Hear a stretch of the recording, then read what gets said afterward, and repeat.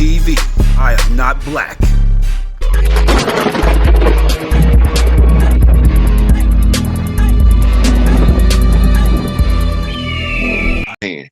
Right. And the Atlanta is more properly named than Atlantis is. The people that they thawed out in Antarctica are ancient Atlanteans. They Lemurian Atlanteans. That was a flash froze civilization, and they thawed some of them people out. And then they told us this fabricated story that these people was part of an experiment of some people they brought from Africa. The same BS they told us about us over here. Them people that they was in Antarctica was already there. They already was there, frozen in the ice, and they used the cryostasis recovery method to thaw them people out. And that's when they found out that they didn't F around. Right? So when people start trying to designate Turtle Island as Egypt or ancient Egypt or North Africa, it's because they trying to disassociate us from this landmass as a people that was already here before any other settlers came. We were amalgamating and mixing with both Asians and Africans long before Columbus was even born. Mm. So stop listening to people tell y'all that y'all somewhere else. This Turtle Island, this is Atlantis. If they want to tell you this is something, don't let them tell you it's Egypt, because Egypt has only been named Egypt for probably about 800 years. Mm-hmm. In modern Egypt, with the current lines of demarcation, that came out in the 1800s as part of the scramble for Africa. So these people was being misleading, but some of them actually believe the bullshit they teaching. Mm. Indeed. And on that note, any contact info for the people, Rod? Y'all can catch me on Rod Hayes on Facebook, or the Sick Eight, almost the same as my Cash App, except it got the in front of it, on Instagram. Them the only two channels that I'm on. Otherwise, y'all catch me on Young Elder. Y'all can catch me right here on Brother Rich, or somebody else who might invite me to do a show. I'm thinking about opening up a TikTok for my live next. Ooh, that'll be powerful. Oh man, so many people on TikTok, Rod. Oh man, I gotta get on there more too. The youth is on there heavy, Rod. Mm-hmm. Heavy, man. So yeah. Hey Rod, thank you. I want to thank everybody for tuning in. Tomorrow, by the way, AA Rashid will be on tomorrow night, family. So tune in 9 o'clock tomorrow. I'm gonna have the brother AA Rashid.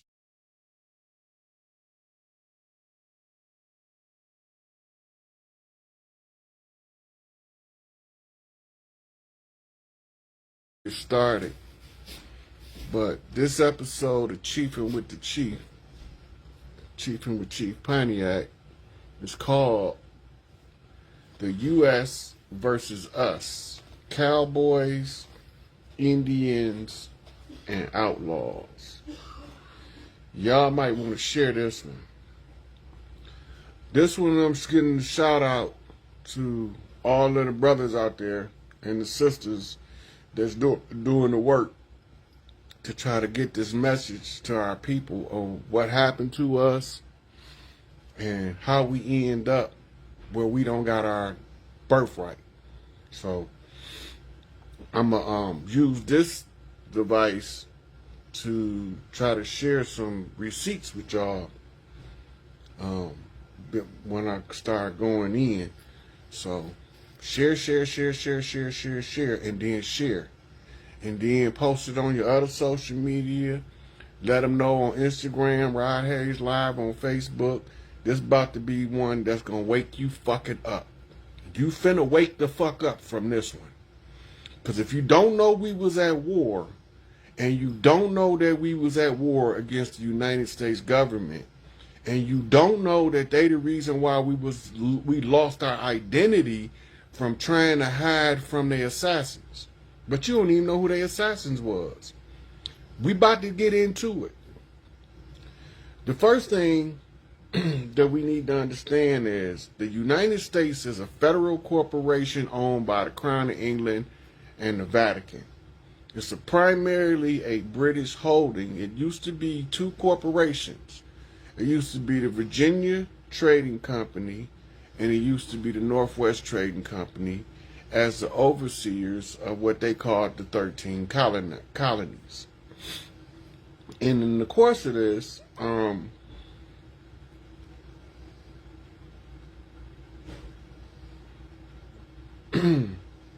these two corporations merged in what we know as the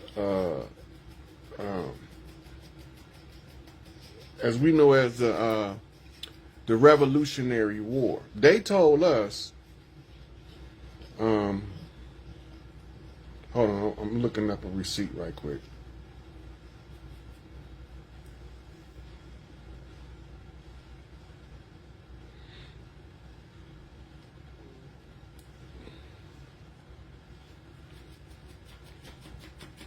So they told us that the Indians were scalping the paleface cowboys, and they told us that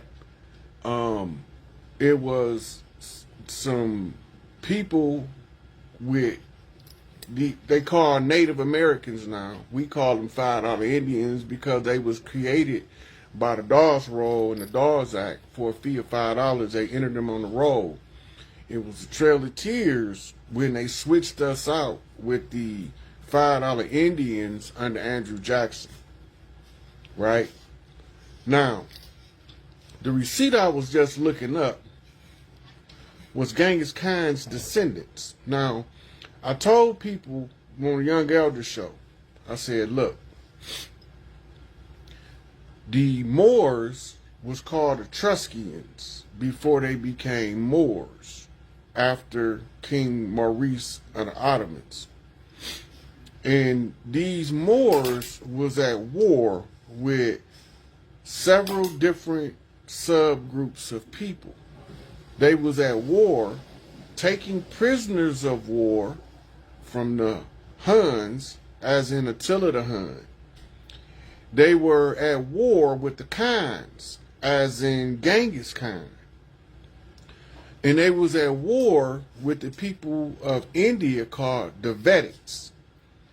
And these are the people that made up the European slave class. And then they had the Indo-European, no, the Neo-European is the correct term. Neo means new. They had the Neo-European offspring that they had in the harems that they amalgamated with and created what we call today the Khazarians. The Khazarians is from a place in Europe called the Prussian Mountains. The Prussian Mountains was once called Khazaria. The Prussian Empire was a post Roman Empire that rose up prior to modern day Russia. We had strong support in our wars with the French, Portuguese, the Dutch, the Spanish, the Italians. We was fighting all of them niggas. They wasn't pale faces yet. Pale face don't start making it over here until like the 17 and 1800s. The first wave they brought over, when they tell you that they had slaves on the Mayflower. Well, you got to know the people that was on the Mayflower, which was known as the good ship Plymouth. When Malcolm say we didn't land on Plymouth Rock landed on us. That's what he was talking about. So they had the 3 ships that came before them with Columbus, the Pinta, the Nina, and the Santa Maria. These 3 ships was led by niggas. But see, they wasn't called niggas. We gonna go into the history of how we got to be called niggas because we wasn't called niggas, we was called nagas. And they know who we were, and they waged war against us because all of the high chiefs was in what was called the between life cycles. That means there was no high chiefs on the land, and that they outranked them in the lodges by ranking system because there was no high chiefs. They didn't respect the chiefs that was in training, learning to rule as the chiefs. Now, the people they brought over here with them, we call them today Native Americans and $5 Indians. If you go to Google, and if you think I'm playing, you can do it, but I'm about to pull it up for y'all 1 second. And you say, how many people, men, are descendants of Genghis Khan? Now, the basic statistic is that it's 1 in 200 people that descend from men that descend from Genghis Khan following his Y chromosome, right? Now notice we over here, we have what was called the Amaru Khans in southwestern United States. It was an amalgamation of the Chinese royal families under Genghis Khan, under Kublai Khan, and the rest of the family that was marrying and intermarrying into the old Mississippians. And the old Mississippians is the Earth Root tribe. Now, Genghis Khan had a ridiculous amount of offspring. And his son, Kublai Khan, who was his successor, also had a ridiculous number of offspring spread in the Y chromosome of the Khans. But they was not the Li family.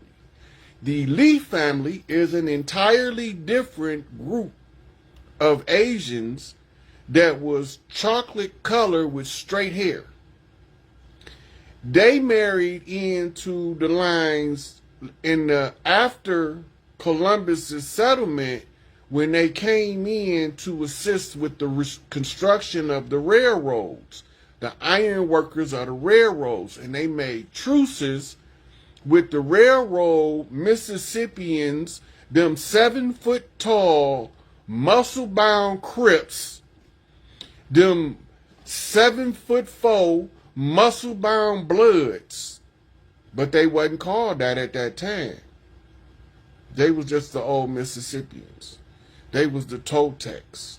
They was the Maya. They was the Inca. They were the Aztecs. They was the how you say that word in the native tongue? Nah, which is the people. Just like when they came in with the Spanish language, they couldn't pronounce the way that we pronounce our words. And that's why in our Southern drawl, we have a whole different descriptive analysis of our communication with these people.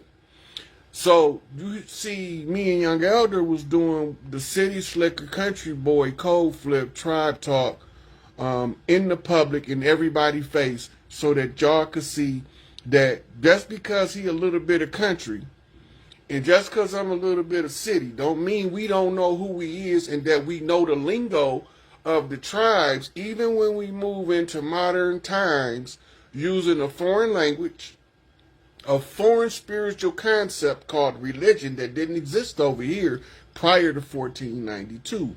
We was one with nature, one with the earth.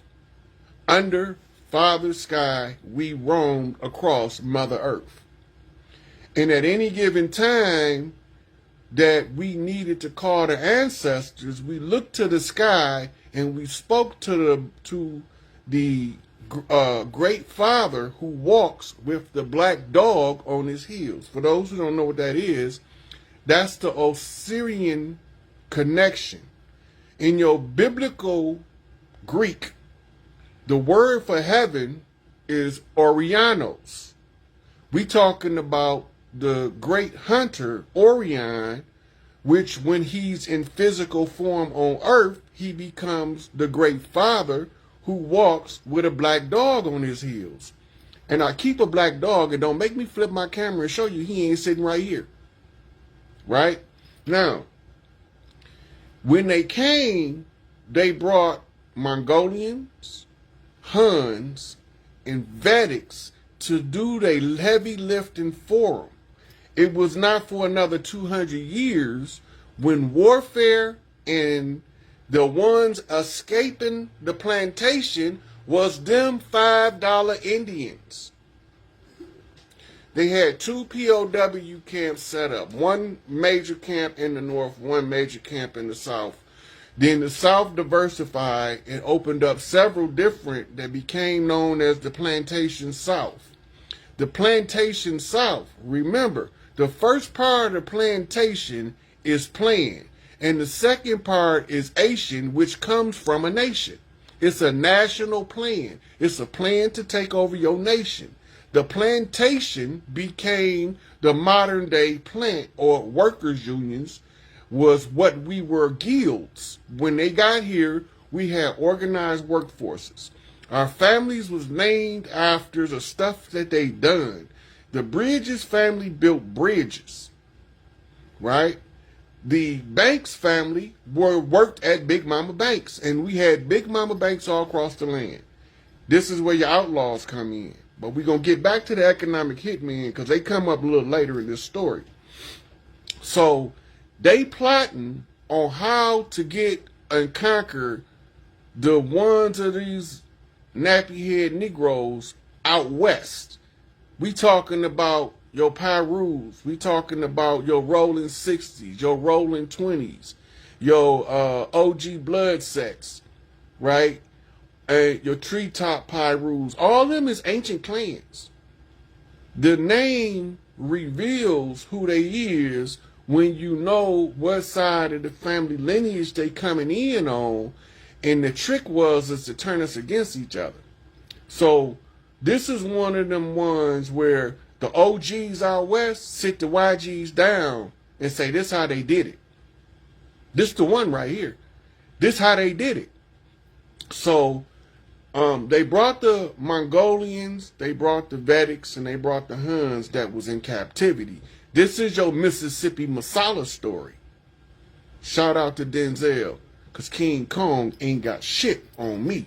Because motherfucking Gorilla Grodd, GD Rod, is knocking on this bitch today. So when they get over here and they are switching us out, now remember, these 3 groups that they brought have similar spiritual practices and backgrounds. They've been misled by their captives that bringing them over here in a hostile manner. Remember, it takes 90 days to get from Africa to the nearest point in the Americas. It takes 2 weeks to get from Europe to America. What's more practical, to bring your slaves from Africa or to bring your slaves with you that you already have in captivity in slave villages called ghettos? Ghettos don't originate over here. Go back to Warsaw, World War II. Who lived in the ghettos? It was the so-called Jews. But them ain't the Jews. They moved up north into Switzerland. This is why when they had that last war in France with the Swiss, they all went into them underground tunnels over there. The whole country of Switzerland didn't even know that they had a whole bunch of darkies with kinky hair walking around in the tunnels under their feet while they was the neutral territory. The only reason they neutral because they was fending us off, putting us against each other on both sides, the east versus the west, the north versus the south. The South will rise again when it never failed. It was undermined. It was usurped on a sweetheart swindle. Big Mama got hooked up with a banker, and he was a Scottish Rite 32-degree Freemason. This is your George Washington cherry tree Masonic Moorish code. George Washington didn't chop down no cherry tree. He raped the air. not the female heir.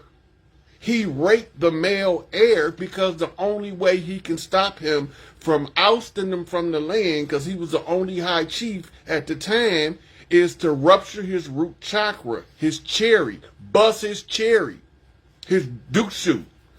Babylonian sex magic. Go look it up. Babylonian blood magic. Go look it up. They using all of this against us. Babylonian money magic. They use it and they incorporated it all in the biblical text that they sent a pedophile priest cult over first to rock us to sleep. Because you notice, when Columbus came, he wasn't guns a-blazing. He had to go back and give a report to somebody. They say it was Isabella and Ferdinand, but they was beheaded. So we know they was in cahoots with the Dirty Moors, because that's why they got beheaded. But then you still got these uprisings all across France, Italy, Portugal, and Spain, trying to get rid of these motherfuckers that's coming over here. The first stop they was stopped at was northwestern Africa, a.k.a. Al-Maghrib. There was no Morocco. There was no Libya. There was no Tunis. None of them countries existed when Columbus came here. That was a broad territory of land called Al-Maghrib. And then the part that was Afrique was a little river valley stronghold of the traders who sold out Hannibal of Carthage, right?